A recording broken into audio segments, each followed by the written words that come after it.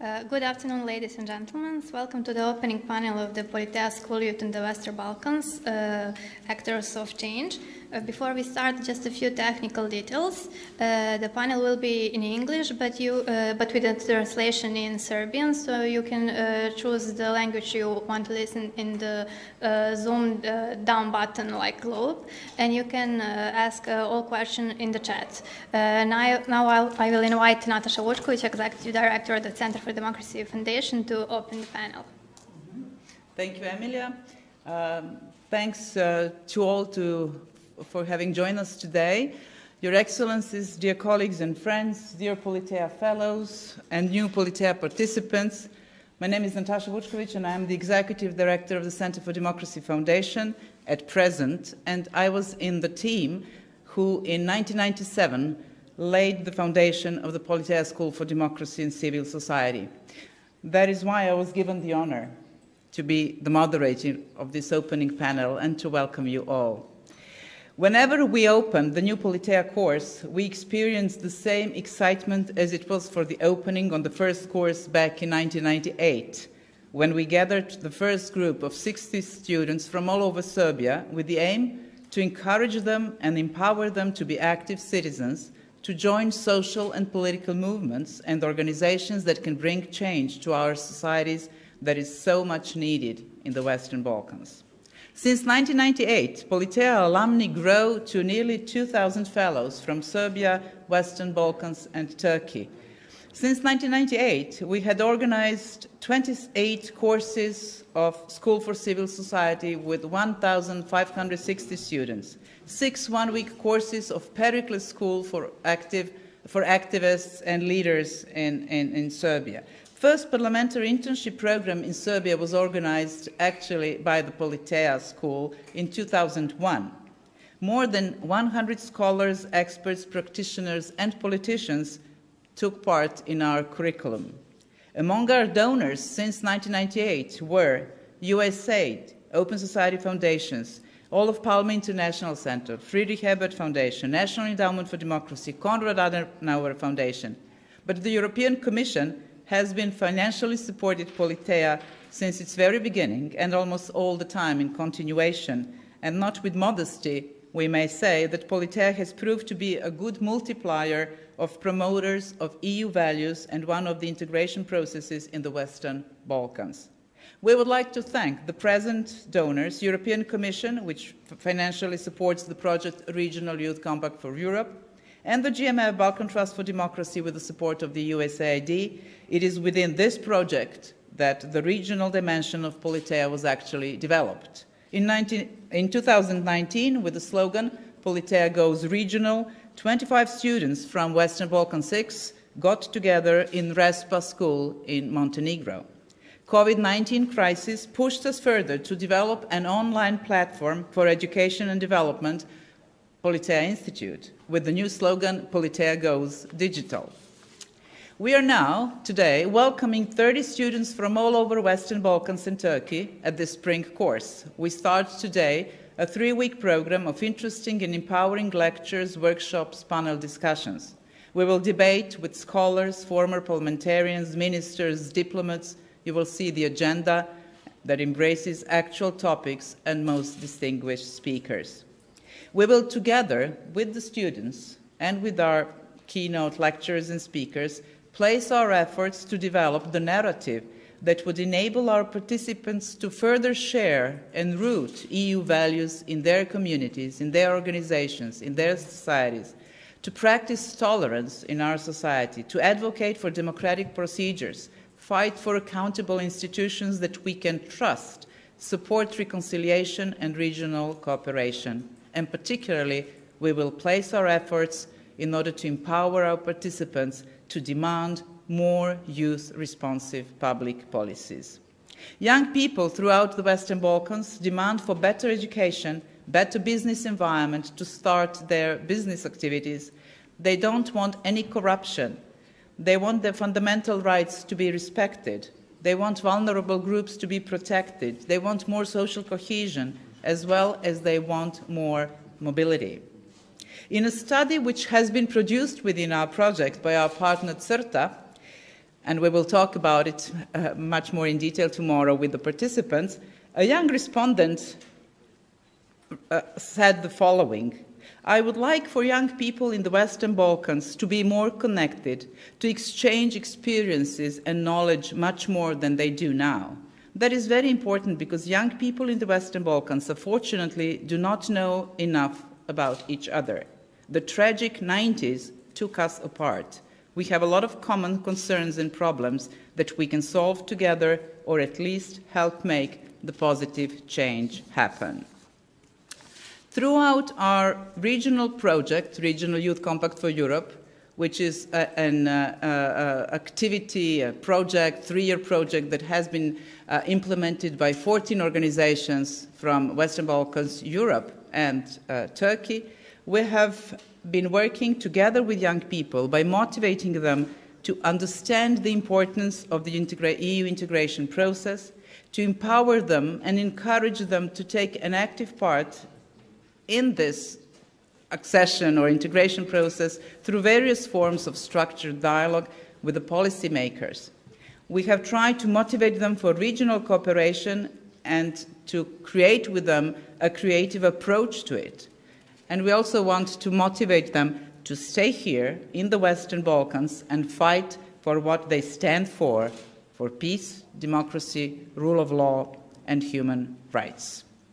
Dear guests, dear colleagues and friends, let me now introduce our distinguished keynote speakers for our opening panel of today, which we wanted to be an empowering opening event, not just an opening ceremony, but we all immediately wanted to engage in a very fruitful and provocative debate on the position of youth in the Western Balkans.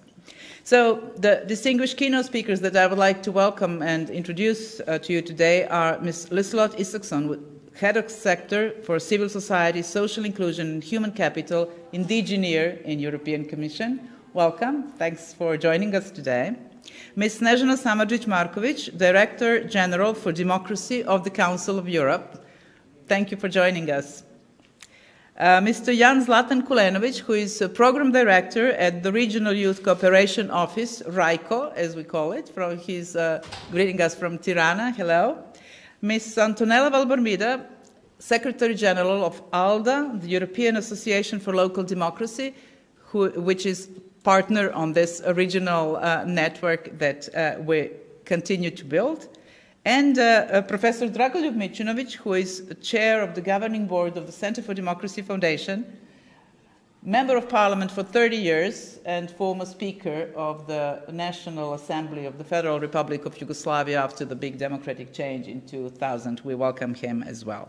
In the second part of the panel, we will have a group of discussants that are actually former POLITEIA fellows from various generations since 1998, who are now on different positions in different organizations and different sectors. And we will have the opportunity to exchange with them some most important messages to our a new group of participants that we welcome today.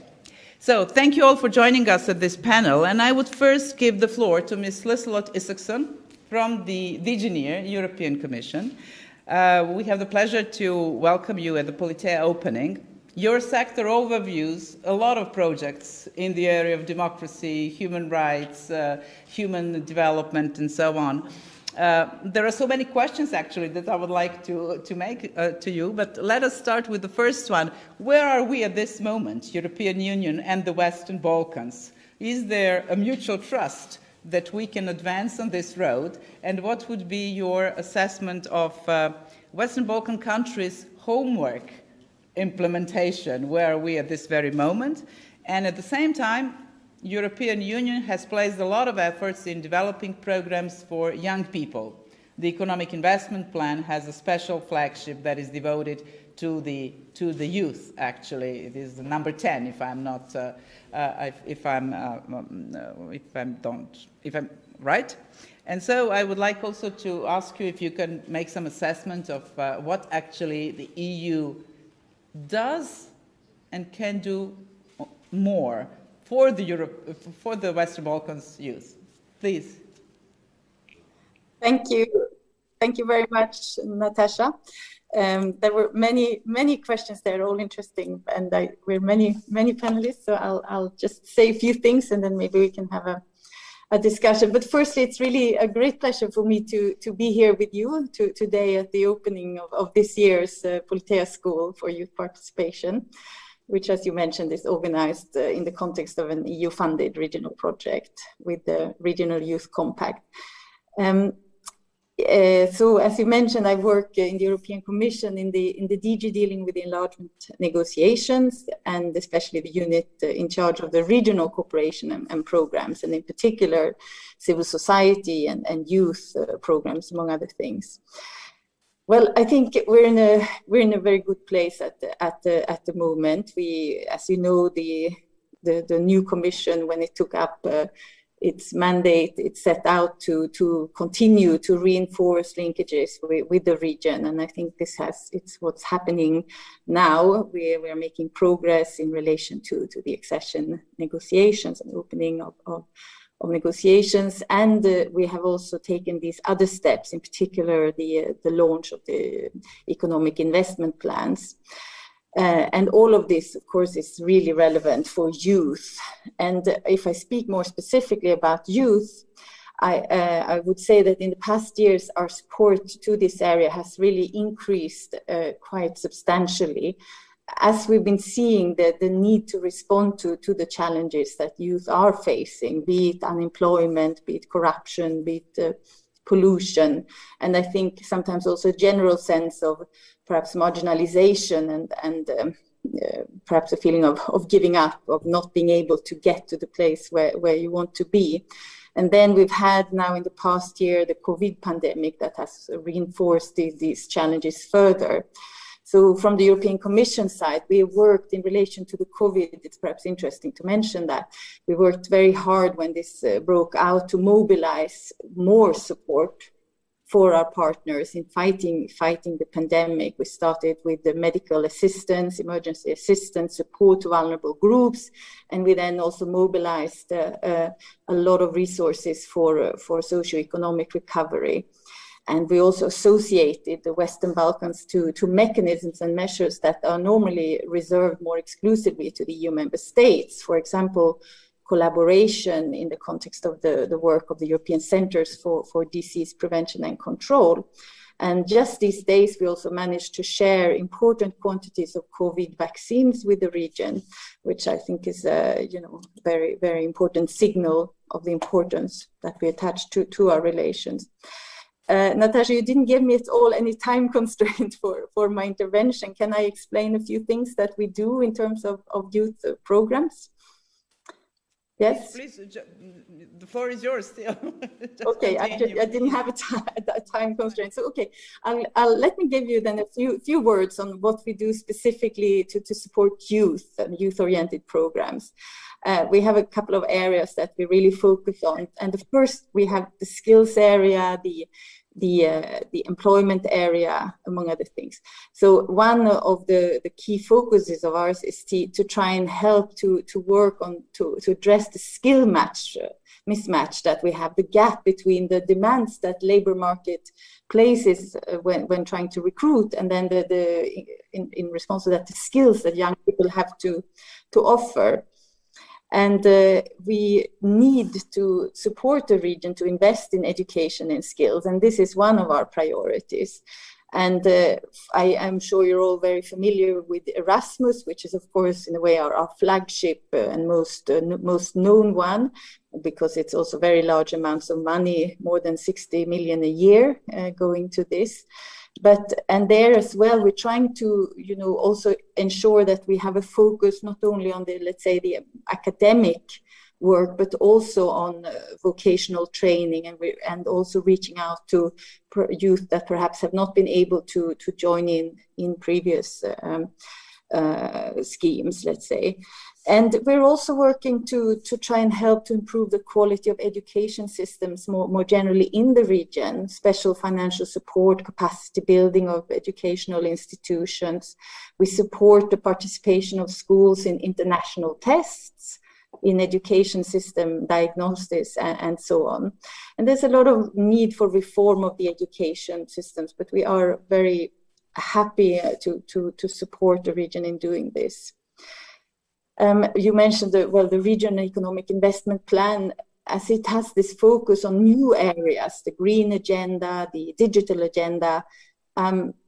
These are also areas where we need to ensure that the skills are available so that youth can be part of all the possible job opportunities that these new areas can bring if they are properly embraced. Then we're also supporting job creation more directly, and we do that very much by facilitating access to finance for young entrepreneurs and for small and medium enterprises that create jobs for young people. We have, for example, our enterprise development and innovation facility, which will leverage up to 60 million euro for young people in the region to strengthen their entrepreneurial capacity and provide job opportunities, and so on. European Fund for Southeast Europe is also a large one, with the 90 million euro provided to target entrepreneurial ideas of those that are furthest away from the labor market, including women and youth. So that will provide access to funding and training for young people as well. Then one of the flagships in the economic investment plan was the youth guarantee. It may bring your thoughts to a financial guarantee, but it's not a financial instrument, but an initiative to try and ensure that young people have access to good quality offer of employment and education, apprenticeship or traineeship after their schooling.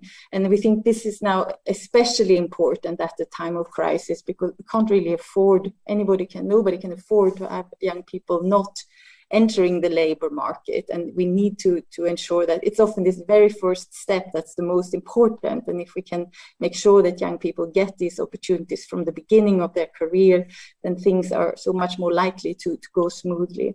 And we stand ready to support the region on that. We have many other projects promoting cooperation between youth and policymakers to ensure that the voice of youth is heard. We of course support RYCO as well, the whole agenda of regional cooperation, which we find is so important for the region and for youth to create growth, to create larger markets, and so on. And our support is sort of tagged on to that by trying to encourage more and more exchanges among youth, so that that same agenda can be pursued. And really, since the youth audience here, I think youth is the ones that have to really push this agenda forward. And I think even the fact that you're here now in this meeting is a sign of this interest, because this is how we will move forward. So look, these are just a few examples of what we do. And I also wanted to say, and I think I steal this from the video that I looked at the video from a previous school year, that it was also said it's important to see not only what we can do for youth, but what the youth can do themselves for the region. And I expect that these 3 weeks of conferences and talks now will be a way of identifying very interesting options. So let me stop at that. I'm sorry if it was long, but I'm happy to take any questions or discuss. Thank you very much, Ms. Isaksson, for sharing with us the information of the activities and programs of the European Union relevant for youth and for the development of the Western Balkans actually in general, because working with the youth, it actually provides development resources for the whole region. I would now go to Ms. Snežana Samardžić-Marković, who is joining us from Strasbourg, from the Council of Europe.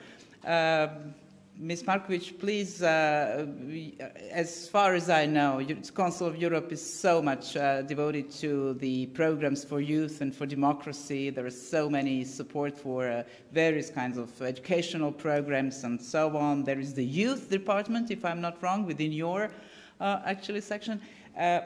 So what are the best good practices that you can share with us? What are the conclusions or the best findings that you can share with us today And how can we here in the Western Balkans also improve our own programs for the young people?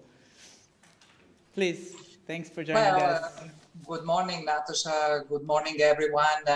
Indeed, I'm going to answer to your questions. In a way, I have prepared kind of a newest information that we have in Council of Europe.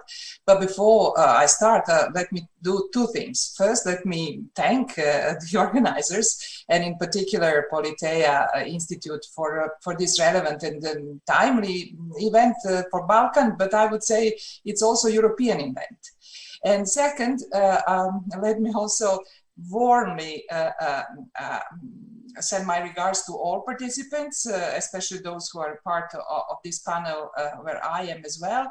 And among them, a person that was my role model when I was a student and was fighting for democracy. He was actually spearheading this fight. And this is with full respect to the others, but my very, very dear Professor Dragoljub Mićunović. As you have heard, you saw in my CV, I was a Minister for Youth in Serbia, but now I'm Director General of Democracy, which is a huge operational Directorate General of close to 800 people. And it was established in 2012 in Council of Europe to safeguard and realize, we call it genuine democracy, as one of the three basic values of our organizations. And already then, in 2012, one could see the first signs of democratic backsliding. And it was predating the emergence of coronavirus. However, I think there is no doubt that legitimate actions taken by national authorities in response to COVID-19 have compounded and aggravated this trend. What we see is that Europe's democratic environment on one hand and democratic institutions on the other hand, they are in mutually reinforcing decline. And evidence for this is drawn from across the work and activities of the Council of Europe. We see individuals' rights and liberties have been curtailed in ways that would be unacceptable in normal times. And we can say that democracy has been restricted. But the danger, I think, is that our democratic culture will not fully recover after this. And one of the most important elements of the democratic culture is the meaningful youth participation. Young people's motivation to participate within democratic structures depends to a large extent on the impact, on being heard, and on being treated as equal partners. At the same time, young persons are refraining from voting in elections when they perceive the governments not addressing the issues that are most pressing for youth, which I think it's understandable. And now, the economic and social consequences of COVID-19 hit young people disproportionately hard. For example, youth from disadvantaged backgrounds and communities, and also especially young women, have been particularly affected. So what we do in Council of Europe, also we monitor the situation in Europe, and this monitoring is based on 4 criteria of measurement. The first, let's say, is, we call it enabling environment, which means young people, that is to say youth, civil society, but also individuals, rely on enabling environment to exercise their rights and freedoms. That means structures, that means legal provision, but also financial resources. Then the second criteria is decision-making on all levels, which means young people should participate in decision-making at local, regional, and national levels of government. So the third criteria is policy-making, which means policies should be decided involving young people and their representatives. And finally, fourth criteria, very important one, which is one of the kind of cornerstones in Council of Europe work with young people, that is called youth work. I know that many of your participants know what youth work is. And it means that young people's autonomy and democratic citizenship should be strengthened through youth work and non-formal education. So when we apply these four criteria to our 47 member states, where all your participants are members, the states were members of Council of Europe, what do we find when it comes to young people and youth participation? I can tell you, well, the findings are not necessarily encouraging. Let's say more than half of youth civil society organizations in Europe fear retribution when they exercise freedom of expression in public, according to a study carried out by the European Youth Forum. Only a few member states have youth policies ensuring youth participation structures at national, regional, and local levels. Then the third finding is that the widespread preconception of disillusioned generations, I think, has to be revisited. And why? Namely, young people today are generally interested in politics. Yes, they are. However, there are huge discrepancies across member states. While, for example, 90% of young people aged between 15 and 29 years in Germany and the Nordic countries say that they are interested in politics, 90%. Only 50 or even less say the same in the Czech Republic, Hungary, and Lithuania.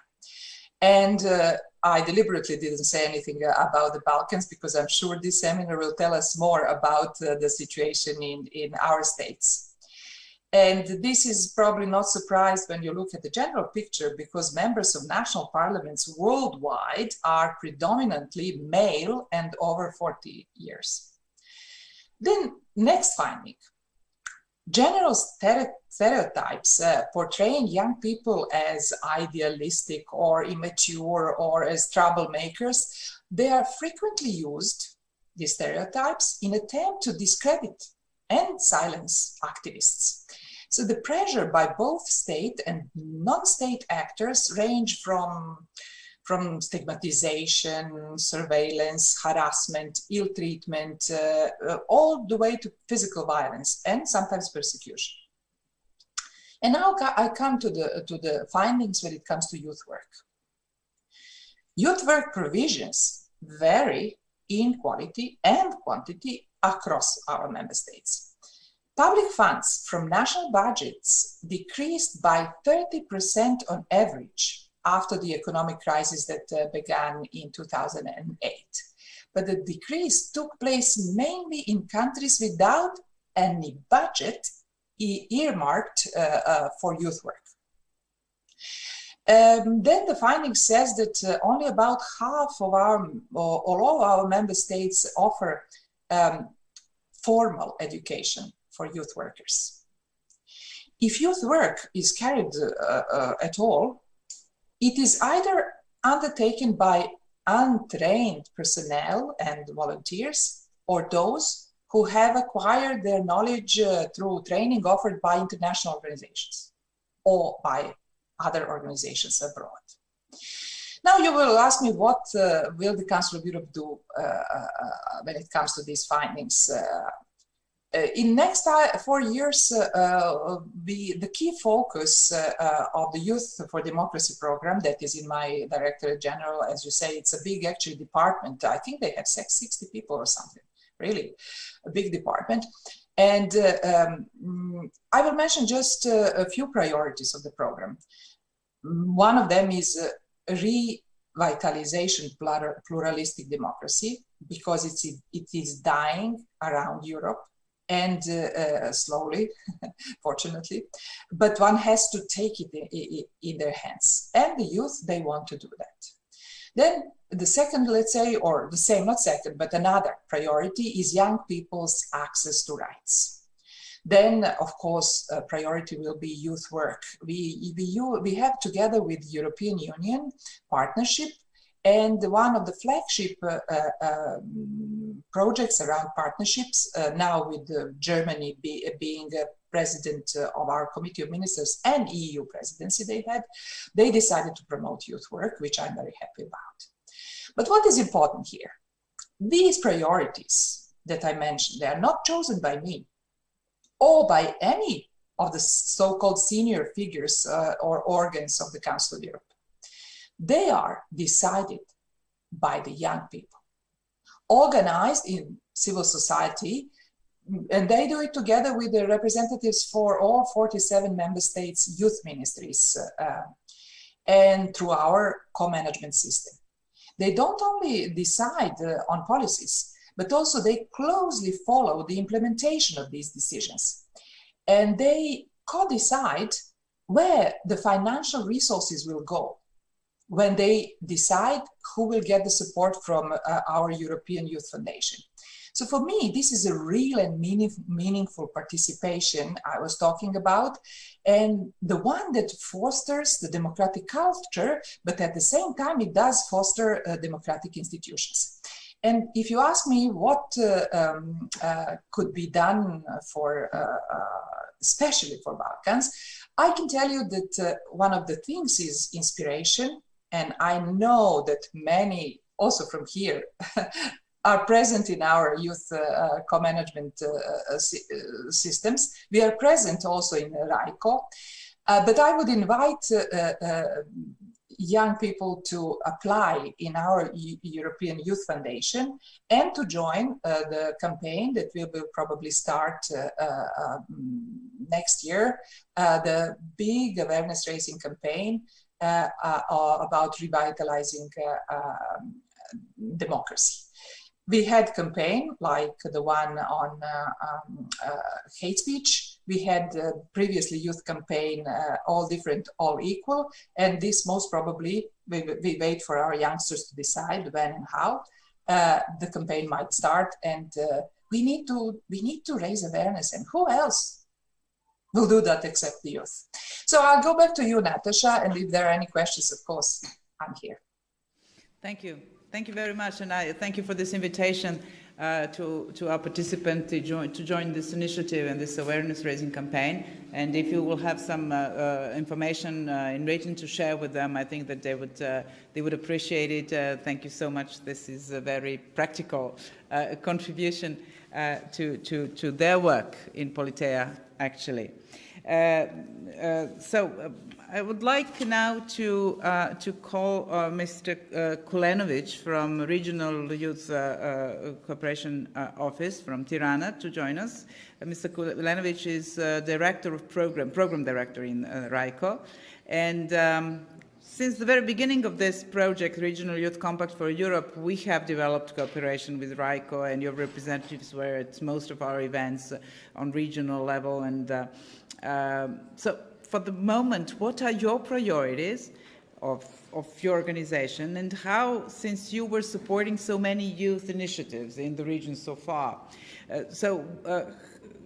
what is your plan for future, and what would be your recommendations to our participants also, because we will try with them to develop some of their authentic initiatives within POLITEIA school, and we would like to know maybe what would you recommend? Because what we want to do with POLITEIA is to make to mark some kind of start of regional cooperation of this group of young people in informal or more formal ways, but that would be a very valuable contribution from your side. But please take the floor. Thank you very much, Natasha. Greetings from Tirana. As you said, our head office is here, but in every capital, RYCO has also local branch office. So you are more than welcome to contact us directly. I wanted to share a few exactly points in this discussion. One the first one before sharing opportunities that you asked, and that can be valuable for your students, is maybe a little bit about this name or headline of the discussion of the youth being agents of change, or the one who also have a specific role. And talking about that topic, I'm sharing both professional 20 years experience, but also something that was motivation for me when I joined also different, in this particular case, peace building initiatives just after the not nice part of the history in the Western Balkans, and I'm coming from Bosnia and Herzegovina. So what does it mean even on a personal and professional level? I mean, if you put on Google RYCO, one of the first pictures, you will probably see this famous picture on Paris summit of the Berlin process, where you will see some famous faces of Angela Merkel, Hollande, then some of presidents from the region. But it will be interesting photo and unusual that Snežana mentioned, knowing what is the usual profile of politicians. On that picture, there was also 7-8 youth, maybe not so familiar faces. And that summit was a birthplace of RYCO. RYCO is very unusual, and since beginning, the roots have been made from young activists and youth who were already engaged in different initiatives, together with governments and with politicians who decided in the end that there is need for one institution that can be, let's say, responsible for peace building and regional youth cooperation, but as an official political message and more concretely, concrete projects. So this story about RYCO is interesting on that level of youth being agents, because it was some kind of connection and participation of both sides together in something that today now we can proudly say is very unique regional organization covering Western Balkan 6.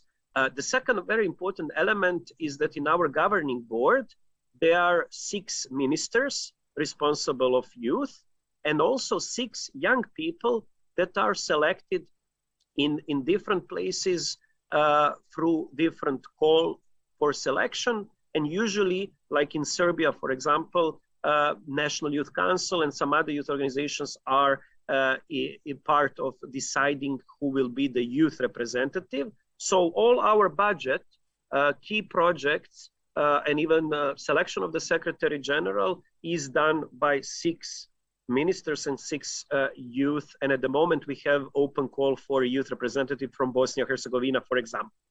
So this, another symbol, I would say, is something that shows how it's, number one, important, number two, possible to have youth officially involved even in something that is intergovernmental institution, and number three, it gives opportunity for your representatives in a way as a youth to have influence what will be the policy and the strategy for one regional institution and where to be focused on this regional youth cooperation. So these are just 2, let's say, more symbolic, but also very practical ways how we think the role of young people is not only on that theoretical, usual saying that you are the future and that it's up to you.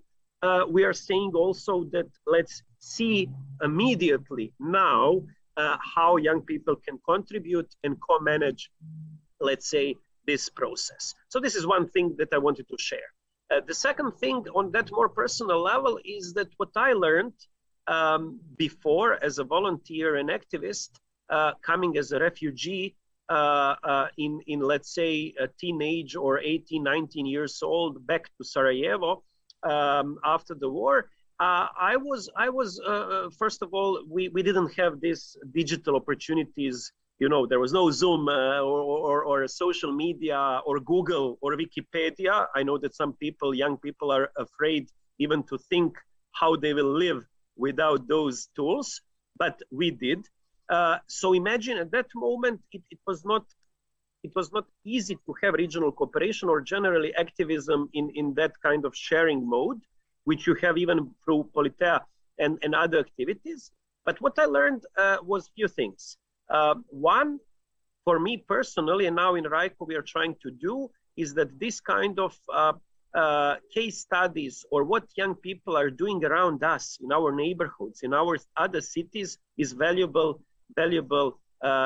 idea or example that you can take. So being 18, 19 and coming to situation to meet students from Serbia, from Montenegro, at that time it was still Yugoslavia, I mean Serbian Yugoslavia as a joint state of two of those countries, then young people from Macedonia, from other parts of the region, I figured out that they have some youth organizations. So I didn't know what does it mean, even youth organization. There was no online opportunities, but exactly for some of those, let's say, camps, first lesson was listen, see, look, meet, and take what others are doing as good examples.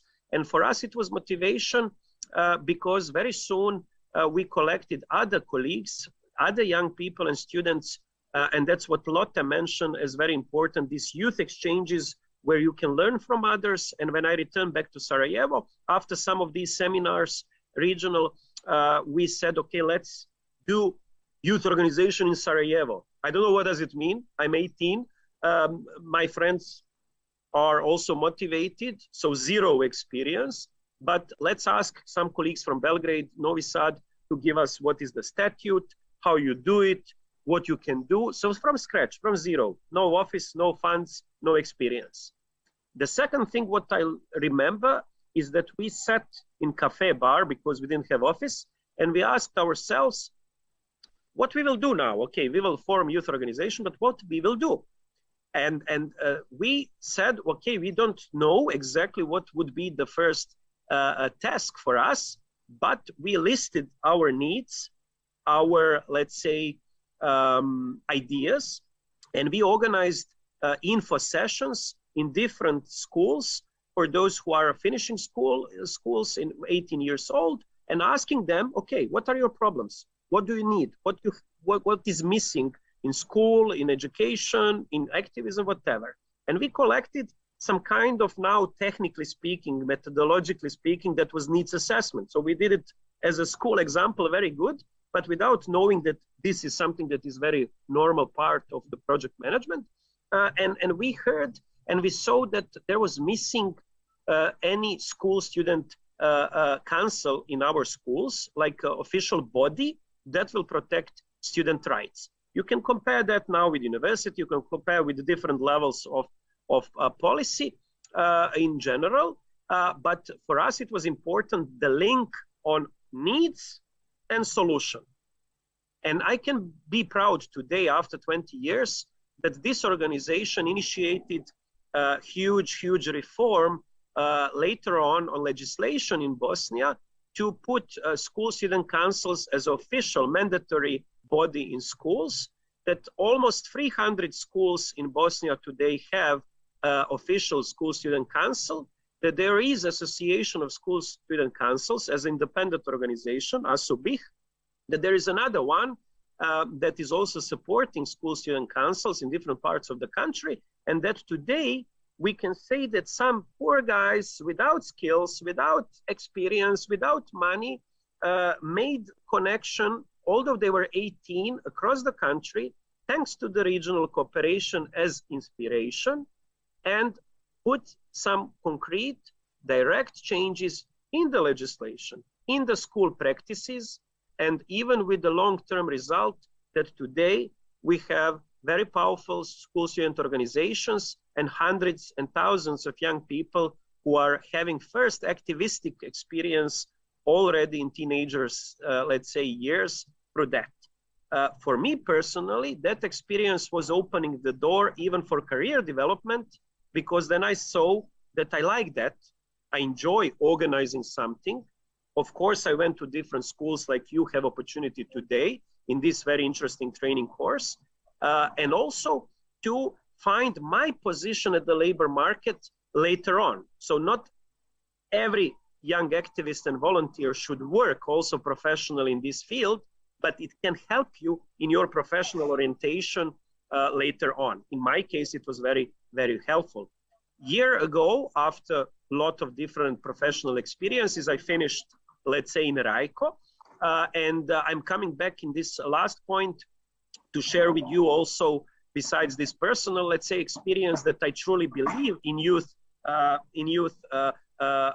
power from personal story, that also RYCO is trying on the regional level to offer immediately something to you direct.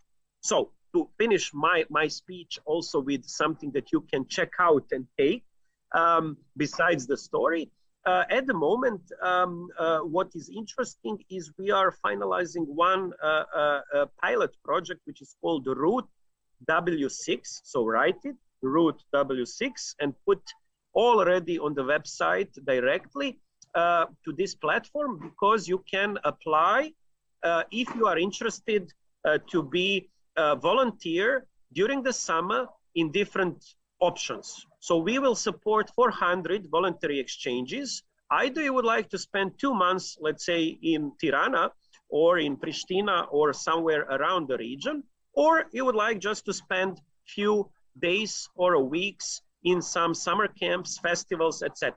Because we truly believe that this personal experience to live or to feel and to meet other people is extremely important also for youth empowerment, but also for the regional cooperation. So this is option number 1, Route WB6. Option number 2 is that we are also having a little bit what Lotte was saying as one of the key priorities for young people, obviously, is about employment. Although we are an organization that is focused on peace building and regional cooperation, we found out that social entrepreneurship as a topic in which you are also talking about business model and self-employment, but in the same time helping community, is very interesting regional topic. And we have something that you can also put immediately on the website. It's called the RISE, R-I-S-E, which is our regional incubator for social entrepreneurship, with colleagues from France and with 6 local incubators that some of them you already know, like SMART in Serbia or Technopolis in Montenegro, Nešto više in Bosnia, Arno in Northern Macedonia, where they are helping young people like you who are already, let's say, entrepreneurial, with entrepreneurial spirit, to create concrete business ideas, to go through the incubation process and to learn from each other in the region. So RISE is, let's say, offer number 2. Offer number 3 is something that maybe, if I understood, mostly you are not in high school. Please. You are not in high schools, but okay. With Lotte and with the European Commission, we are very happy to start a 3-year project for school exchanges. And it goes more with this, my, let's say, personal experience also, what does it mean to have in that age regional cooperation, where more than 100 school exchanges will be funded and supported. So this is something that is, let's say, the flagship project this year. And the 4th one, what Natasha was asking, and I will go in direction of closing, this speech is also our, let's say, usual calls for supporting youth projects.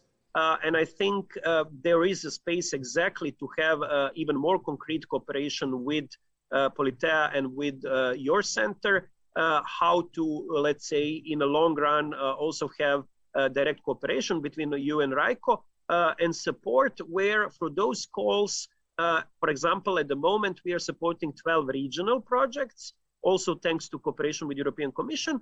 And up to now, it was more than 112 regional projects, almost 3 million euros that we invested also for small youth organizations, schools, bigger organizations that are working like yours with young people and students. And there is a lot of space, but you have to follow also, let's say, next open calls when we will publish soon, because now we are running with these 12 projects at the moment. And the last but not the least, the 5th thing which I want to share, and it's a good opportunity for your students, is we are starting also this year I mean, during the summer with the new digital platform. So the idea is to have a space, platform, web, digital, in which young people, students, youth organizations and school can post two things. One, their stories, their experiences.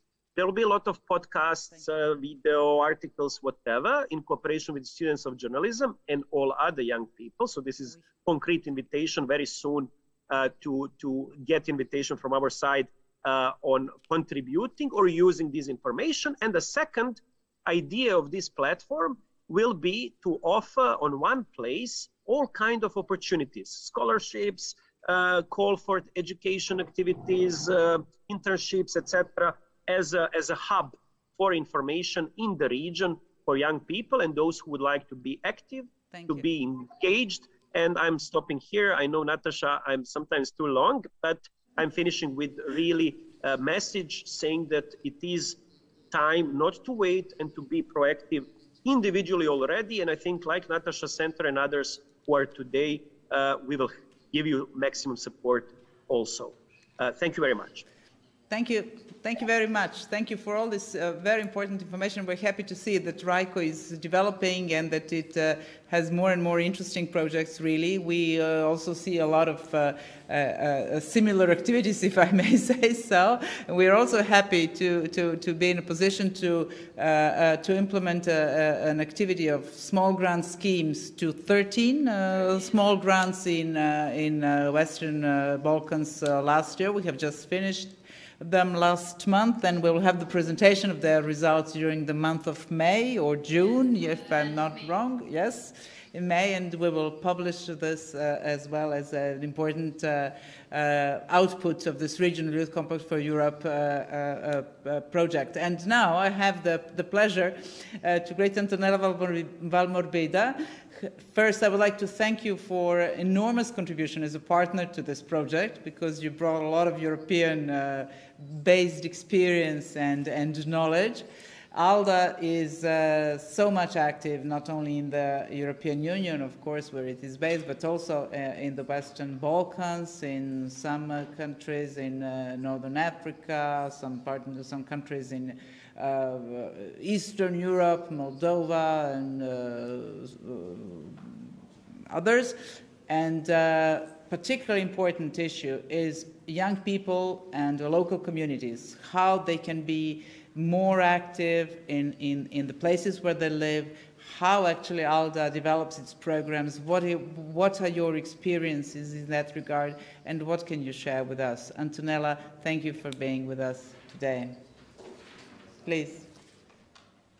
Yes, thank you very much, Natasha, for this introduction, and hello to everyone, especially to the students of the school. Yes, indeed, ALDA is, together with the Foundation Center for Democracy, the implementer of this project, the Regional Youth Compact for Europe. And we are there together with also our local democracy agencies in the region. And this is certainly with a certain emotion and super enthusiasm that I would like to share some of our experiences with the participants of the school. So definitely, I think that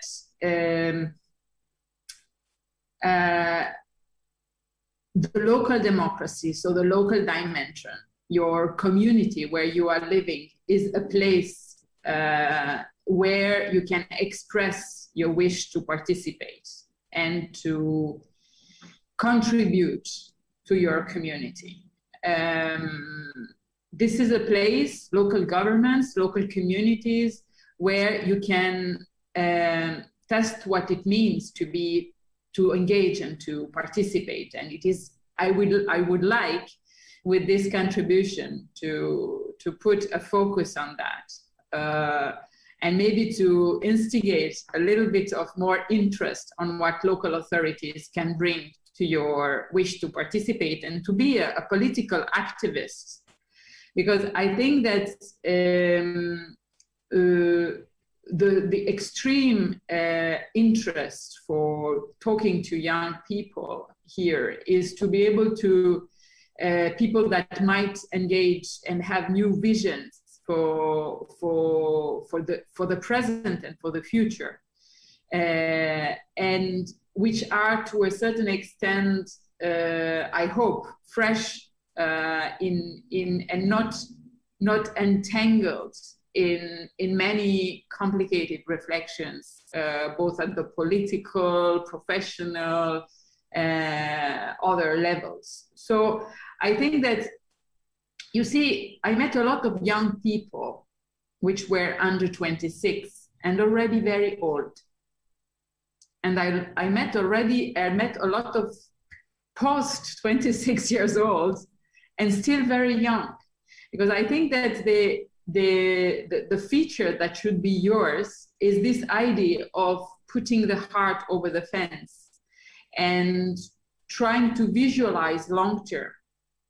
So I think it's also a little bit old-fashioned to consider youth per se a box, in the sense that definitely we should give young people the instrument to develop their vision, but it should not stop, of course, because of organizational matter. You have to say young people is below 30, I don't know. But I think that, as I told you, the risk is that young people can become very old very early. So with limitation in the way they are approaching ideas and governance. So I think that the story that Jan presented to you of how he put forward his ideas many years ago is this kind of attitude that we would like to see in young people. In this sense, I think that local governments and local community, and this is where ALDA is engaged, is a place where you can test your motivation and engage with your own civil society fellows and engage with the local government. So don't think about politics only, that's my recommendation, only in the national terms, which, by the way, could bring quite quickly some kind of frustration. Think local. So as we said, engagement is solving, it's understanding our community, mapping our communities, mapping the needs, and understand how to act. And the first easy possibility to do so is to interact with local governments. It's to understand how they work. So I hope that the POLITEIA school has also this ambition to understand better what are local governments and what are the possibilities.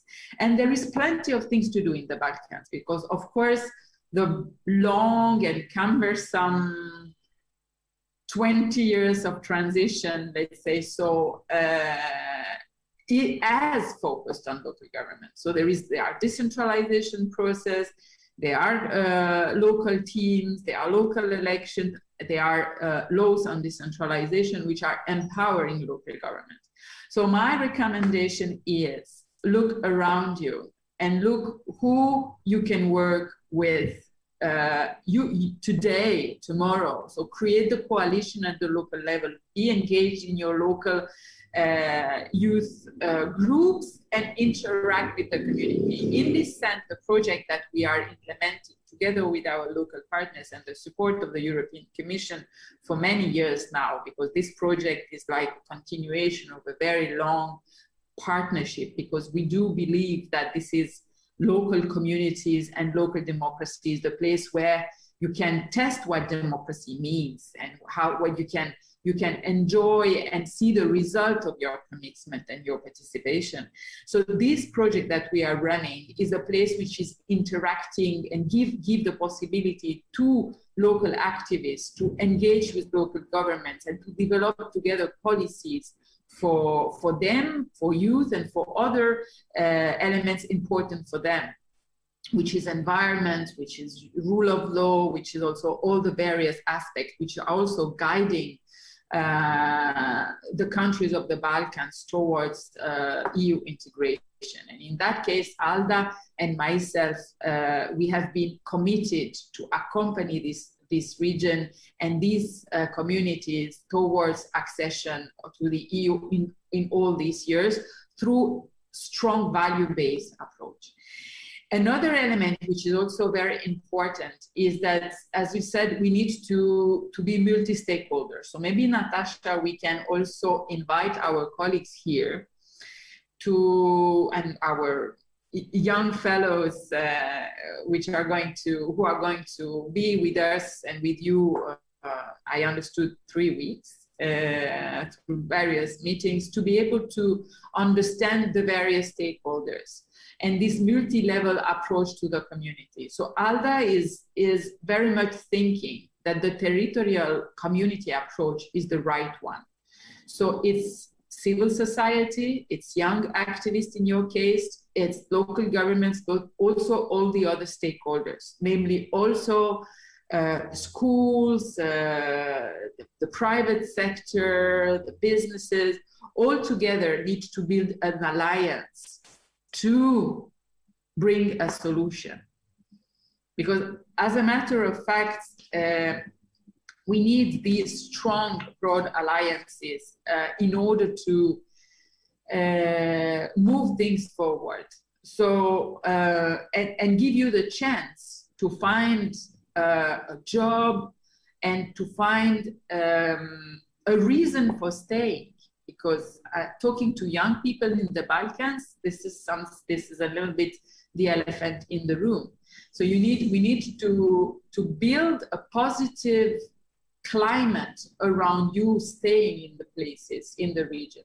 Even more if you come not from the capital cities of the Balkans. So ALDA is working in these regional offices that we have, and we try to create a community approach which is positive and supportive. So said that, a couple of words about key notes about what to insist on from our perspectives, which are very important for the future, for your future in the region and in the world. Because working locally doesn't mean to be blind to the rest of the world. I mean, our motto is to work locally and think globally. But to be global, you have to be local. You see what I mean? I mean, you cannot be a citizen of the world if you are not a citizen of the place where you are, because otherwise you are floating in the sky. You need to land somewhere, and you land in your community. So you can be active locally, creating coalitions, creating change and strategies in order to be a citizen of the world. And together with Natasha and with many other partners, we are positioning the Balkans into this bigger picture, which is not necessarily geostrategic, complex elements, yeah?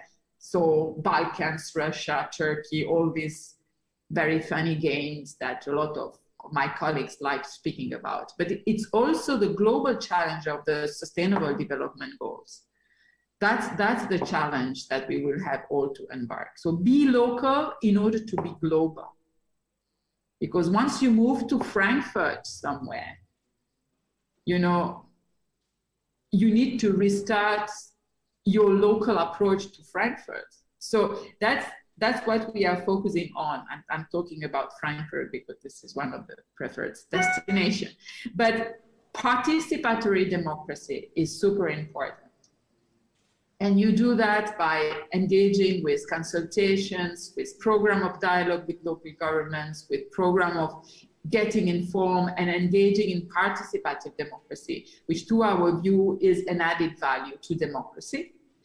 Certainly voluntarism, as some of us said, it's like a platform for building your expertise in coalitions, in being motivated, in finding your added value in your own community. So that's super important. So you need to understand, from our perspective, very important is to understand what is local democracy, what are the power of local governments, and what are the added value of working with them. ALDA is very much working on mobility, a word about that.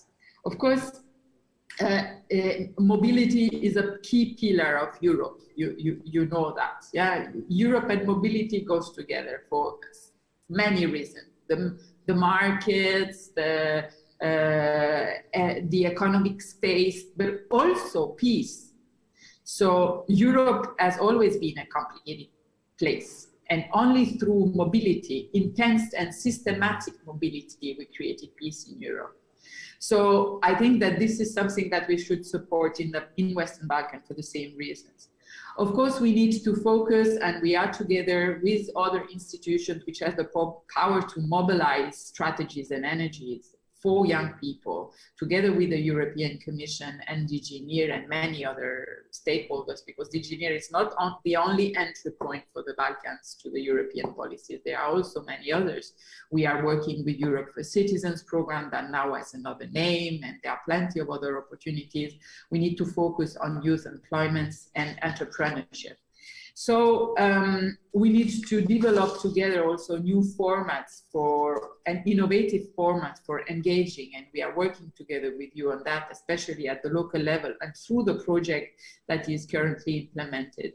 We need to also continue to engage on intercultural dialogue and understanding through exchanges cross-border. So ALDA, through the network of the Balkans, and we have also created the Balkan Network for Local Democracy, which is also an added value for more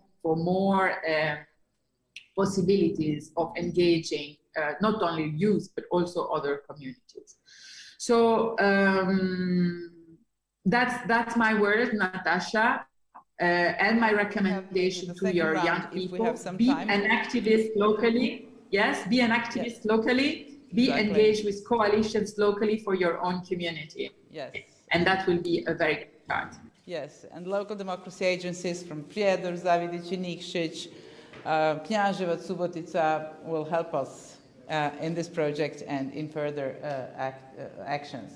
The last but not the least in this first part of this panel, far from being the last, it is a great pleasure to have Professor Mićunović with us today. As I said, he was parliamentarian for 30 years. He was the founder of the first opposition party in Serbia. He was one of the key actors and leader of the student movement in 1968, so with a lot of experience in working with young people. He's the founding member of our foundation. And I will now go to Serbian because it will be much more easier. Profesore, obično kažete kad se govori o tome da su mladi neaktivni, nikad ne treba podceniti mlade. Mladi nas uvek iznenade svojim aktivizmom, svojom kreativnošću, svojom posvešćenom, nikad ih ne treba podceniti. Ono što im uvek takođe govorite, nemojte mnogo slušati naš starije, uzmite sudbinu u svoje ruke i borite se za ono do čega vam je stalo. Šta su danas, po vašem mišljenju, glavni izazovi za mlade na Zapadnom Balkanu? Koja je vaša poruka njima? I s obzirom da ste bili i građanski aktivista, ali još više političar, politički aktivista, koja je vaša poruka danas političkim akterima, dakle političarima, kada se oni s jedne strane žale da je jako mladih ljudi u politici, angažovano na onome što je politički aktivizam, kako da to promene, kako da se promeni to nepoverenje koje mladi ljudi imaju u demokratiju, u parlamentarnu demokratiju, u institucije, na kraju krajeva u političke partije koje su negde još uvek viđene kao glavni alati za političku promenu. I kako ta međugeneracijska razmena danas vama izgleda kao nekom ko je, evo, već decenijama u demokratskom pokretu Srbije, a rekla bih i negde Zapadnog Balkana. Izvolite. Možete skinuti ovu slušalicu sada da vam ne smete. Prvo bih želeo da pozdravim sve učesnike. Moram priznati da možda ja ne uspevam danas da pratim sve tokove aktivnosti omladinske i druge populacije, starije, političke, iz prostog razloga što se to previše razvodnilo, po mom mišljenju. Šta znači biti mlad? Ja se možda još uvek sećam toga. To je dosta težak period. I da vam dam jednu utehu. Mnogo je dobro da vam se teški život, napori, napadi, razočarenja odigravaju u mladosti, jer ćete to mnogo lakše podneti, nego kasnije u starosti kad shvatate da ne možete tako brzo da promenite svet. Jako mi je drago da sam danas ovde, da čujem upravo šta se sve radi u onom svetu koji zovemo mladi. Ali je to nekako povezano sa demokratijom i onda me to vuče da nešto kažem i o tome. Moj motiv je bio da stvaramo dobre građane. Pročitao sam kod Aristotela jednu definiciju građanina i politike koje i danas ostajem veran. Nema dobre države bez dobrih građana. A dobre građane može da stvori samo dobra država. Kad sam se uključio, davno je to bilo, u politički život, prolazeći kroz njega razne faze, i uspešne i neuspešne, to mi je bilo važno da nekako to, pored nekakve političke mogućnosti da se nađete u nekim funkcijama, bio sam eto i predsjednik parlamenta u više država, pošto su se ovde mešale države, bilo je to da se obratim mladima i da ih nekako naučim da čitaju, da uče i da shvate da je veoma važno razumeti šta znači biti građanin. Da je građanin onaj ko je spreman da se pokorava zakonima, a isto tako da ako ga zapadne tumači te zakone na isti način. Tako smo došli do te škole političke, koja je imala neverovatan odziv, uglavnom među studentskom omladinom. Ja mislim da je nekoliko stotina njih negde završilo, bilo u političkim strankama, što smatram katastrofom za njih, a ne samo za stranke, a neki u raznim institucijama, a neki su ostali u tom nevladinom sektoru da nastave i dalje sa stvaranjem dobrih građana. Nema dobre vlasti, da se odmah razumemo, u politici. Šta to znači? Postoji samo dobro kontrolisana vlast. Problem je, da se vratim na naš teren, takozvanog nesretnog zapadnog Balkana, to je potpuno nov geografski pojam u upotrebi, otprilike za neke zemlje koje bi bile označene da sporo napreduju u demokratskom pogledu. To je možda tačno, ali je činjenica da postoje i drugi razlozi za ovakva tumačenja od geopolitičkih, istorijskih, da u to dalje sada ne ulazim. Jedna velika institucija kao što je Savet Evrope, i drago mi je da je danas među nama Snežana i da smo mi dali Savetu Evrope, i ne čudi me da se ona upravo bavi omladinom, najbolje kadrove, pa smo si u tom pogledu osiromašili, kao što smo i mnoge naučnike poslali u svet, a mi ostali kao nerazvijeni. Sudbina ovih zemalja balkanskih je posebna i neću u to da vas podsjećam. Osim toliko da se mi srećemo i sretaćemo se sa mnogo većim problemima nego drugi. i sa jednim delom nezaslužene teške istorije kroz koju smo prošli, koju nam zamese velike geopolitičke sile, a onda ostave nama da u toj stvorenoj novoj mešavini plaćamo ceh. Vraćam se omladini. Bio sam na Svetskom kongresu sociologa 1964. ili 5. godine. Bio je u Strezi u Italiji. Glavna tema bila je omladina. Destruktivnost omladine, kriza vrednosti kod omladine, huliganstvo i zaključak je bio pesimistički, da se upravo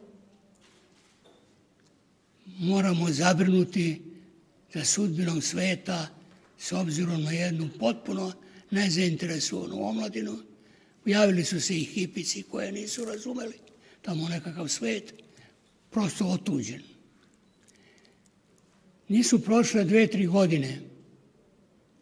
Ceo svet je bio uzbuđen planetarnim pokretom omladine koja je tražila izmenu sveta u tom smislu da prestane da bude nasilan, da prestane da bude licemeran, lažan, da prestane da bude nehuman.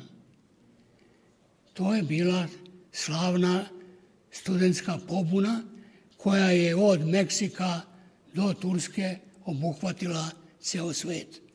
To je bilo iznenađenje. Ta zrelost kojom se nastupilo, nećemo taj lažni svet, vladavinu moći, nasilja, ratova.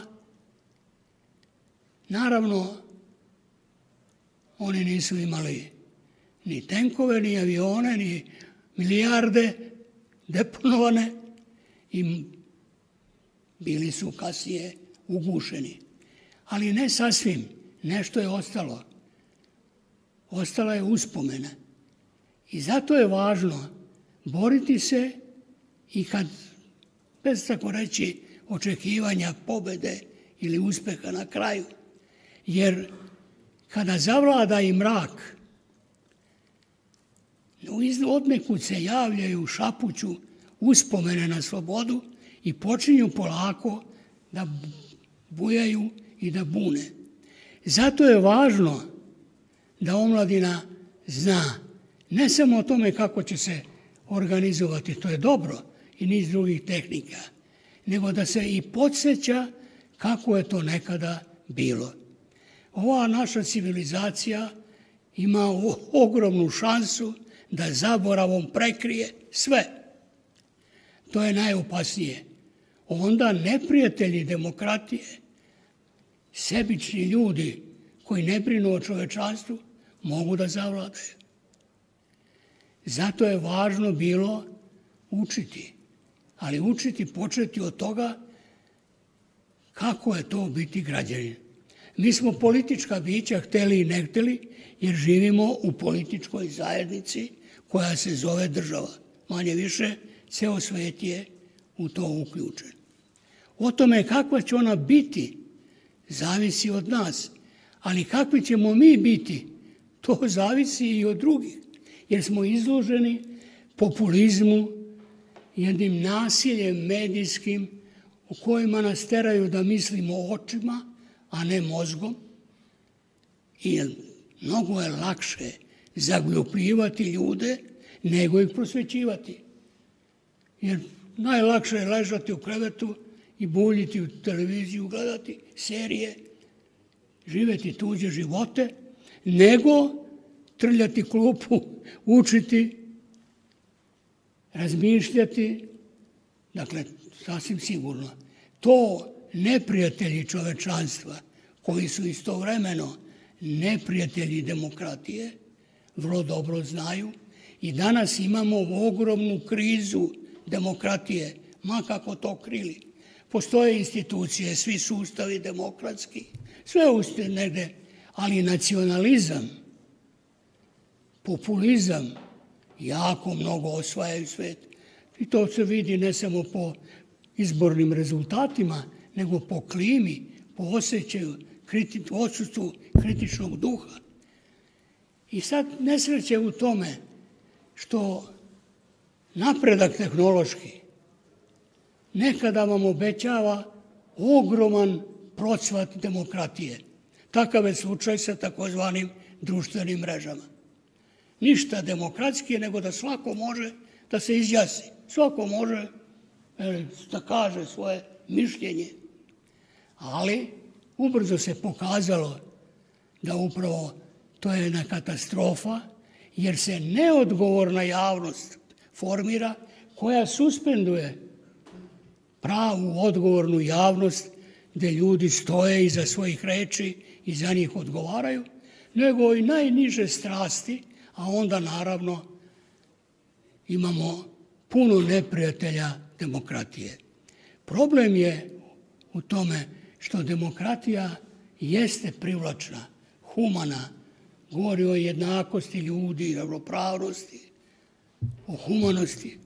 Međutim, umori se, neprijatelji su jači. Ona je u životu posrtala i u istoriji i propadala, ne zato što je imala neprijatelje, nego zato što nije imala dovoljno prijatelja. I danas demokratija nema dovoljno prijatelja. I oni što se nazivaju tim imenom, to lažu, to nije tačno. Nema veće istine ako želimo da opstanemo kao vrsta od toga da to budemo svesni i da primimo geslo čovek je čoveku sveta stvar. To je rekao Seneka pre 2000 godina.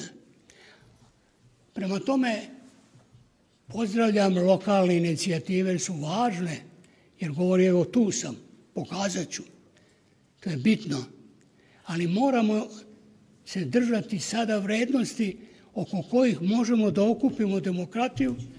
To je ideja humanizma i zato zeleni i mnogi drugi ekološki pokreti, danas mnoge inicijative ozbiljnih ljudi u odgovornoj javnosti koji pišu sjajne knjige, jesu prijatelji demokratije i ja se nadam da će prijatelji demokratije pomoći demokratiji. Tu nema ko da uradi osim omladine iz dva razloga. Prvo, što omladina ima budućnost, a ljudi su bića budućnosti. Ona deluju kao bića praksisa. Mi uvek imamo taj finalni uzrok zbog čega nešto radimo. Zbog toga je omladina aktivna kao faktor za izmenu sveta. Hvala vam još jednom što ste došli.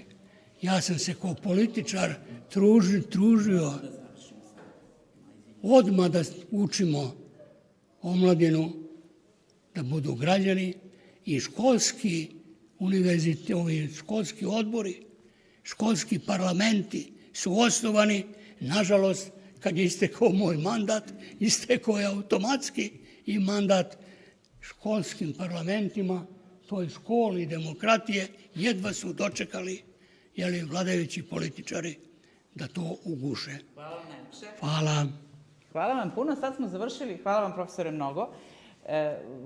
Imat ćete prilike još da sa studentima govorite o nekim temama koje ćemo postaviti tokom škole. Mi smo danas pozvali diskutante koji su naši politejci, kako ih mi zovemo, ali su međuvremenu napravili svoje karijere u raznim oblastima, u javnom sektoru, međunarodnim organizacijama i tako dalje. Zadovoljstvo mi je da prvo pozdravim Jasminu Murić, koja je iz neću da govorim iz koje generacije politeje, nije bitno, prve, ali je danas načelnica za ljudske resurse u Ministarstvu za rad, zapošljavanje, boračka i socijalna pitanja Vladi Republike Srbije. I ja sam je pozvala danas ovde da govorimo o tome prvo šta je za nju značila POLITEIA, to je pitanje koje ne možemo zaboraviti, a drugo je pitanje, s obzirom da vodite sektor za ljudske resurse, kako je vaše viđenje, dakle, kako se mladi ophode prema šansama koje im daje javni sektor? Da li tu vide priliku za razvoj svoje karijere? Da li se i dalje više opredeljuju za javni sektor nego za biznis sektor?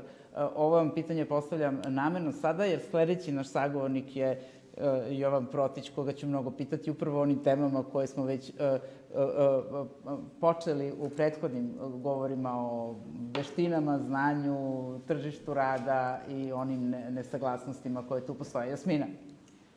Hvala Nataša, hvala vam što ste me pozvali da učestvujem na otvaranju POLITEIE.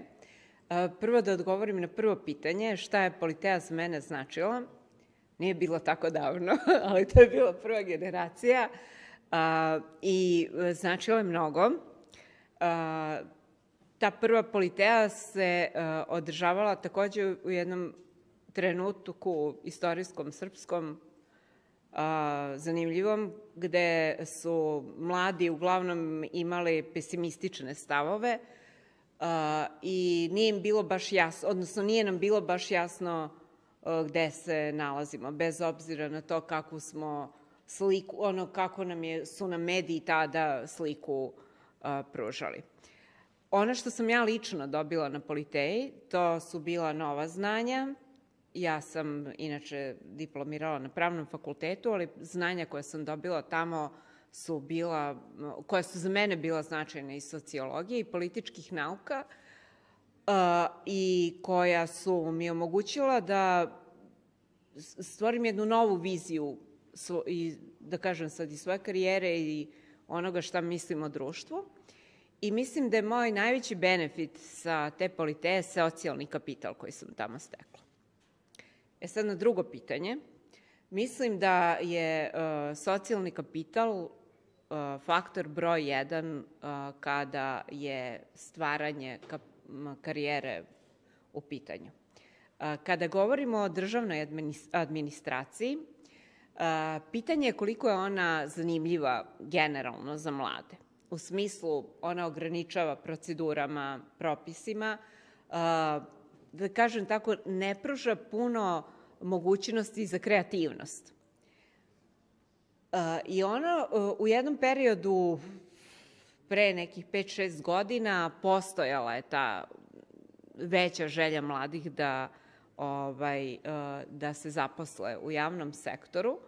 Međutim, desila su se i neka ograničenja uslovljena budžetom, odnosno potrebom da se javni sektor smanji, pa je onda zabranjeno zapošljavanje.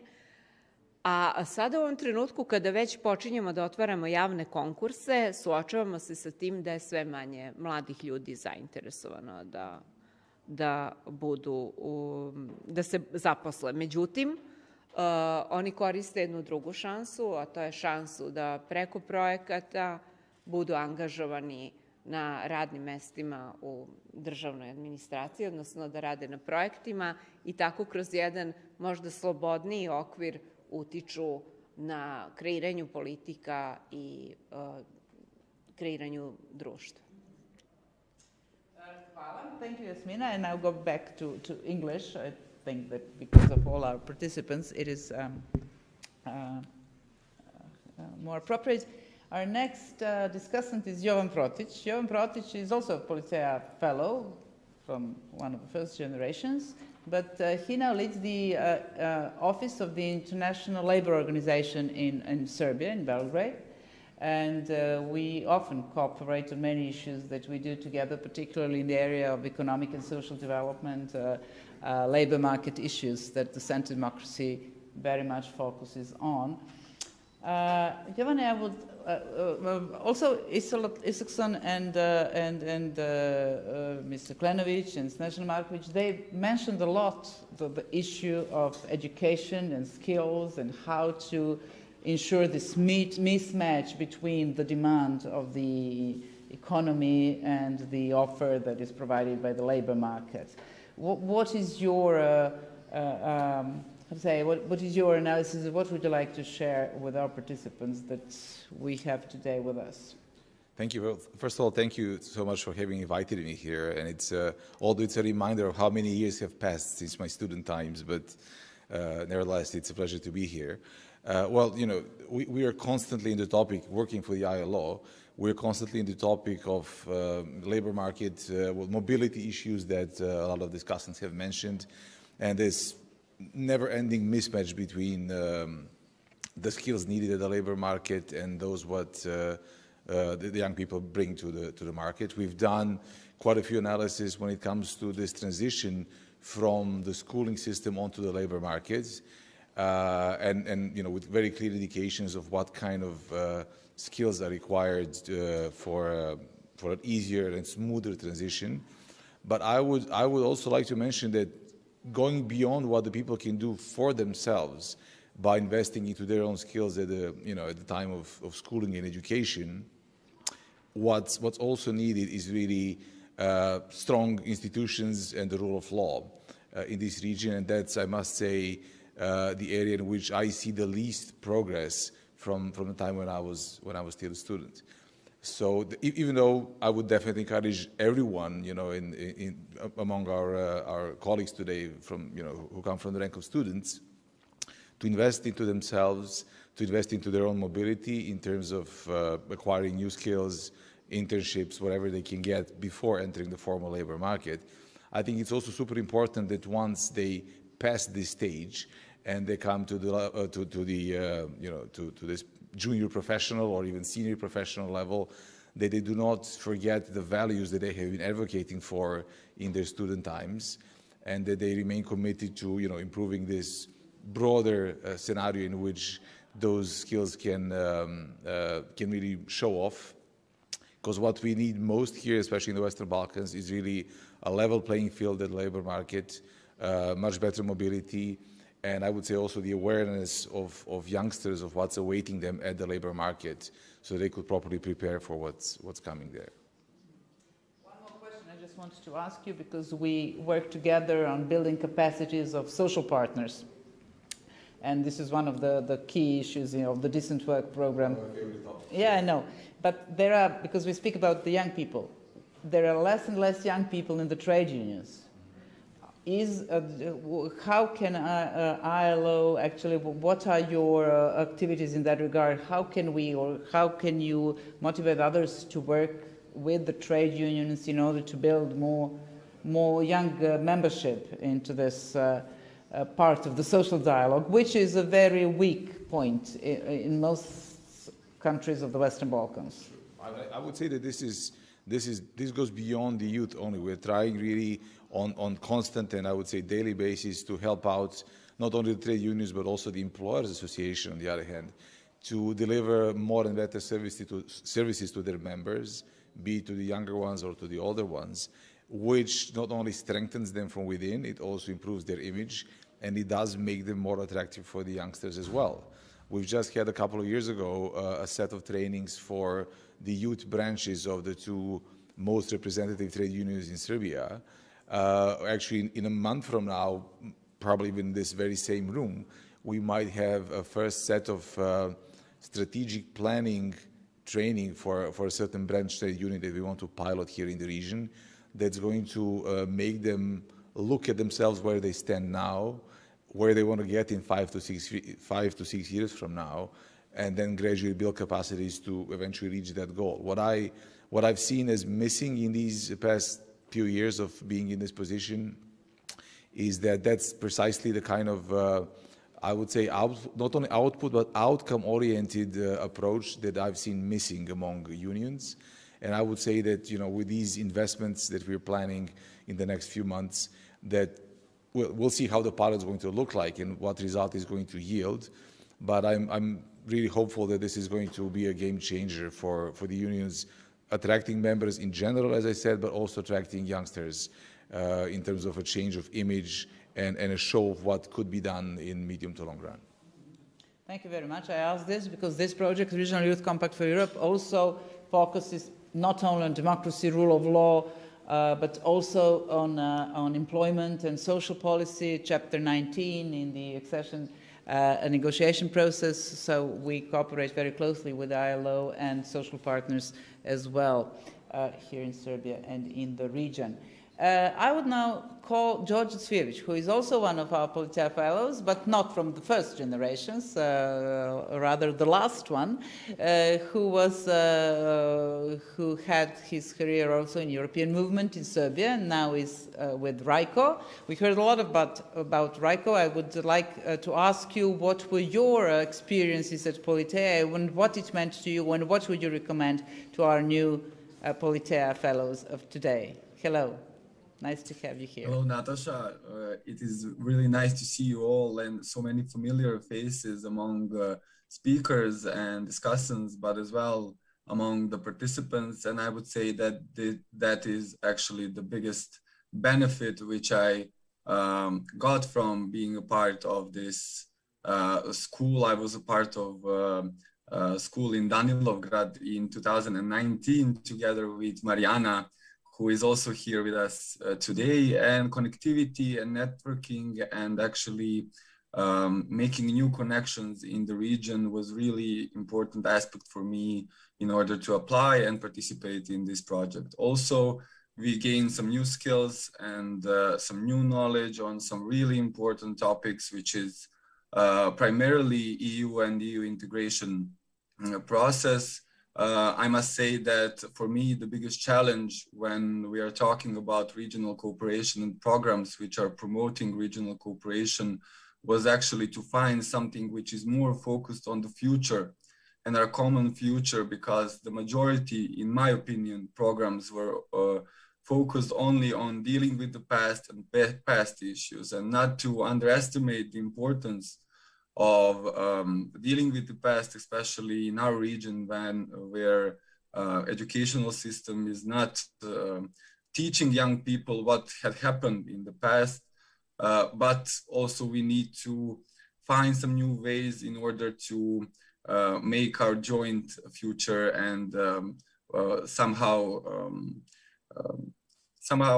get closer to the European Union. So basically, because I'm really interested in European integration process and regional cooperation as part and one of the most important pillars within the EU accession process in the Western Balkans, it was really important for me to actually learn something new in this field and to focus on rule of law, social justice, and other really important elements which are problems or issues for the whole region. What would I maybe suggest to the participants is to be active and to raise as many questions as possible. I know that we had some fruitful discussions in Danilovgrad, and I really appreciate the help from my regional colleagues to build my knowledge and gain some new experiences. So be proactive and don't be afraid to think about youth and as real agents of change in the region, as some of my previous speakers and colleagues mentioned. On both local, on regional level, youth can really be influential in policy making and decision making processes. So it is really important to get connected and to work together to a common goal. And I welcome you all to this new generation, and I hope you will have a really good time in this online environment. Thank you. Thank you, Djordjo, so much. And now I would like to call Marijana Koceku from Tirana, a POLITEIA fellow from the last generation. We met actually in Tirana on one of our regional youth events, and then I invited her to join POLITEIA last time we organized the course. And maybe you don't know, but I quote you quite often, because once you told me the young people don't want to leave Western Balkans because of salaries and low standard of living, but actually they don't like mentality. They want this mentality to change. They want to have the rule of law. They want to not to have corruption. They don't want to have all this, stuff that's all those impediments, all those obstacles that they see around them. They want to have predictable legal framework. They want to have a sound business environment in order to be able to invest themselves in business and so on. So that is why I quote you so often. What was it? Why was POLITEIA important for you, and what would you like to share with us? And since what you experienced in the last 2 years since we met. Hello. Thank you very much, Natasha. Hello, everyone from Albania, from Tirana. So first I came in touch with the POLITEIA project, as Natasha mentioned, in Tirana, where they presented this project at my university, and one of your partners organization, YouthAct, that is placed in Tirana, suggested me to apply here and encouraged. And I am actually very happy that I had this experience in Danilovgrad in Montenegro, together with Djordjo and other colleagues and other friends. POLITEIA actually has been a very special experience for me. I started my youth activism in civil society since I was 12, like I was very, very young. And I can say with a full conviction that POLITEIA has been one of my best experiences. I have had also experiences in international sphere, in the national, but I would place something very special in POLITEIA. Why? Because as we know, and we are aware that especially in Western Balkans, we face quite a lot of stereotypes and prejudices in between us. So we youth, being raised in a society where these prejudices exist, let's say we are kind of influenced from them. So when I came in touch in Montenegro, in POLITEIA school, with youth from all Western Balkans and Turkey, like we were all so open-minded, so informed, young activists, and it was like a very special time to exchange ideas, opinions, and to talk freely in what our, let's say, reality it's in our own country. So we were, let's say, we were watching the outside of the box and outside of the borders, and like fully understanding each other, that how things are really going, and differently from what media and politicians are giving us to see and to understand. So I remember having a late conversation with Djordjo and other guys from Serbia, and we were talking like, oh yes, like me, like we don't like the, let's say, the space or the gap that exists in between countries and societies in Western Balkans, but we are sure that this is just, let's say, bad politics promotion, because in reality we are so similar. Why should it be so? I mean, if we reunite our powers and our positive sides, we can do amazing things together, and I'm very sure for that. And this starts from the youth. I mean, we youth, we are not only the future, because we have heard also this cliche motto everywhere, use the future. No, actually we are the present. I mean, we are everywhere the present and not only the future. So I think that if we want to implement visionary policies and politics, we should start from youth, to reunite youth of Western Balkans. And how can we do it better than, I mean, this is the perfect opportunity for everyone to come together, to have brainstormings, share ideas, opinions, and tell to each other the reality of his own self and his own countries, let's say, to prove that it's different. It's not how media and how politicians are feeding you, but we are all human at the end of the day. We are youth, we have dreams, and yes, we can move forward all together. As a young activist and as a student of political science and international relations, I am really looking forward and working for the European future. I think that this will be the goal, the biggest goal that we as Western Balkans, as society and as youth can achieve together. And this, let's say, will bring us to a more equal and more prosperous future altogether. What I have seen and what I would like to talk, let's say, more especially in POLITEIA, it's also the knowledge and the ideas that bursted from this 1 week trainings and workshop we have. I really want to thank you deeply from my heart for all the nice organizations that you had, Natasha, Jovan, Emilija. It was a very nice atmosphere and very warm for all of us. The logistics and everything was so well. The explanation of all the topics in European Union, the exercises were very well sustained, very fruitful. I have learned a lot. And after this, I became even more curious to deepen my knowledge in the Western Balkans policies, in youth policy, youth engagement, in the Europe integration, and to move forward in this area.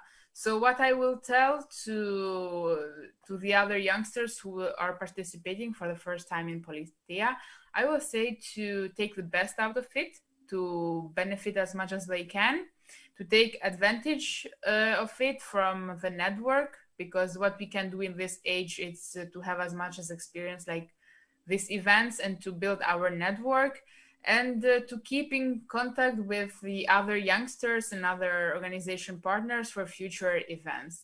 So let me thank you again, all of the people who organized this event and all the facilitators and partners organizations. You are doing a great job. Thank you, everyone. Thank you, Marijana. And then I would like to call Emilija Dolovački, who is a project coordinator for the Regional Youth Compact for Europe, and who has been recruiting, selecting, and contacting with all of our young people active in this project, just to say hello to all of you, and then we will go to closing of this event. Emilija, the floor is yours now. Thank you, Natasha. As a project coordinator of this Regional Youth Compact for Europe project, I will say just a few sentences why is this project important for region and for the youth especially. The project Regional Youth Compact for Europe is a 3-year project that aims to empower CSO, especially youth organizations in the Western Balkans, to more participate in the process of the monitoring of the EU integration. In those 3 years, we had a lot of interesting and innovative activities. But for this opportunity, I will just mention 3 of them. The first one is definitely POLITEIA in Danilovgrad. It was in 2019 with 25 participants. This year, the POLITEIA will gather 30 participants online, but the goal of the school remains the same, and that's the upgrade of the knowledge of the EU integration of the young people and increasing the youth participation in this process. The second very important activity was the Internship Program. The 9 people from the Western Balkan get an exchange and spend 1 month in the other country and learned more about the functioning of the CSOs and youth participation, and actually get that regional experience. And third activity is the Youth Fund. We have a say, that's a small grant program where we supported 13 organizations from the entire region. And all of this project has the same goal, and that is the improvement of youth participation at the local level. And this project is important because it's had 2 components, youth and regional, and youth in the Western Balkans are facing the same issues such as high unemployment rate, brain drain, lack of motivation, and only together as a region we can solve those issues. So for the end, I would just say that I'm very happy for being the part of the team and the project who put all its efforts to make this society as a better environment for our youth. Thank you, Emilija.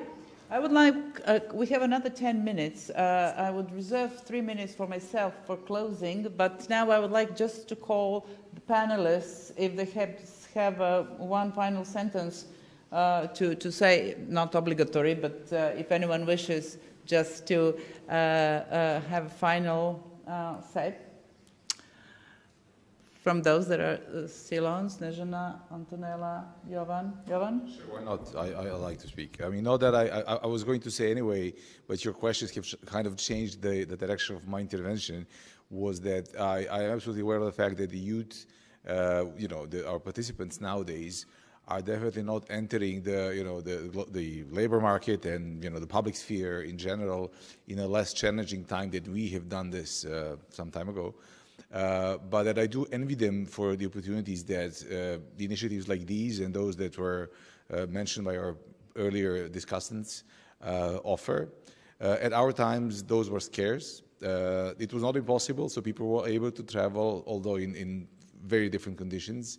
So I'm very glad that POLITEIA, that has evolved from the early days when I joined into this more regional initiative, contributes to this process, and I just would like to encourage everyone to take maximum advantage of what it's offered. Thank you very much, Jovan. Anyone? Snežana, please.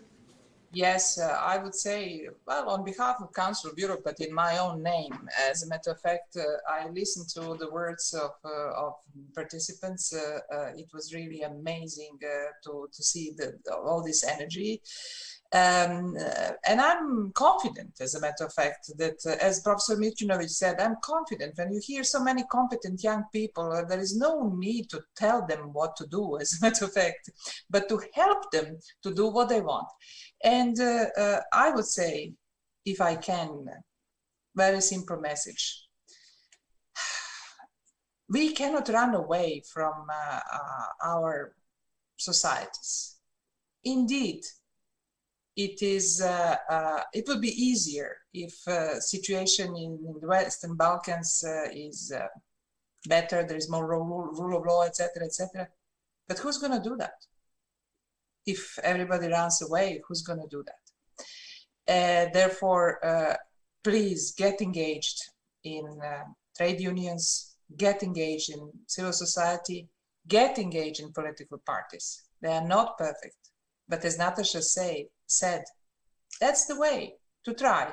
You do your duty, you try with political parties, and then there will be other generations who will do it even better. So be active.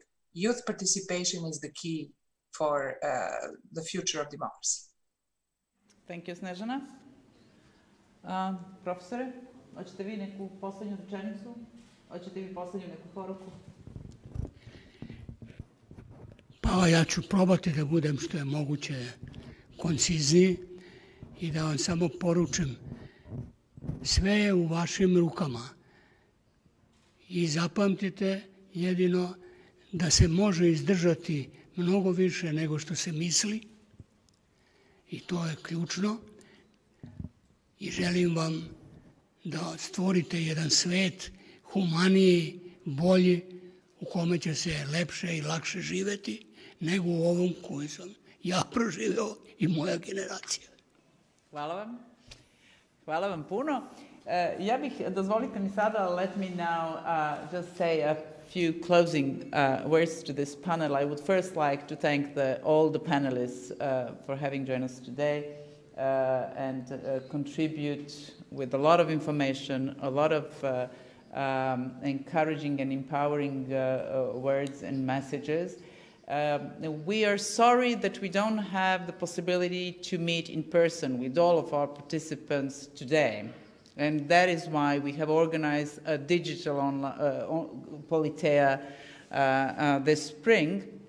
And our course is organized so that we have lectures and workshops on Tuesdays and Thursdays in the afternoon and Saturdays in the morning. So in such a way, we will work for 3 weeks that are in front of us until the 29th of May.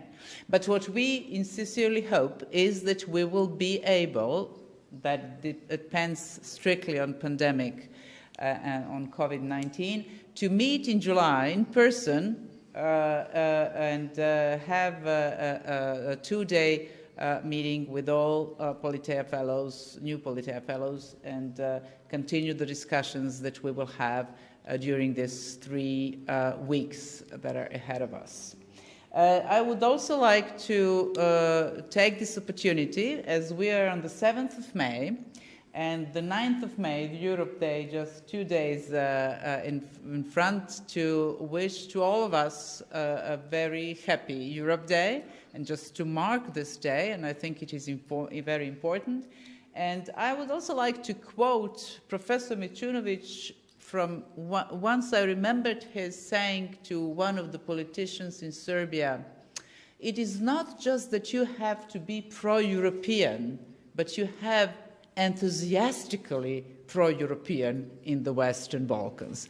So we all know that the European Union has its own challenges today, and we all know that the homework that we have to do in the Western Balkans in order to advance on our European path is very big, sometimes very demanding, and sometimes very painful.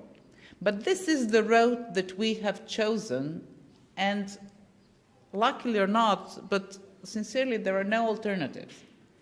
And so, having this in mind, we have to be enthusiastically pro-European and to make that our political elites implement all that they have to do in order to make our societies and our states and our institutions much better than they are today. Because that is the condition, that is the precondition for us living in better societies in accordance with the values that we stand for. And I think that, as Marijana said, the young people in the Western Balkans are not the future, as they say on the ad that we have posted, but they are the present. And I think that it is a very good and important message. You are the present, so take the advantage of it. And we're looking forward to be working with you in the next 3 weeks.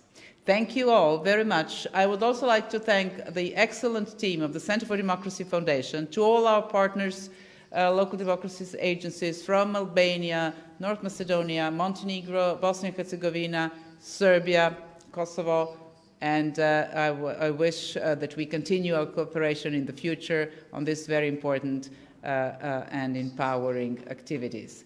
Thank you all, and we hope to meet maybe at the closing of POLITEIA or in some other events within this project or some other activities that we will do in the future.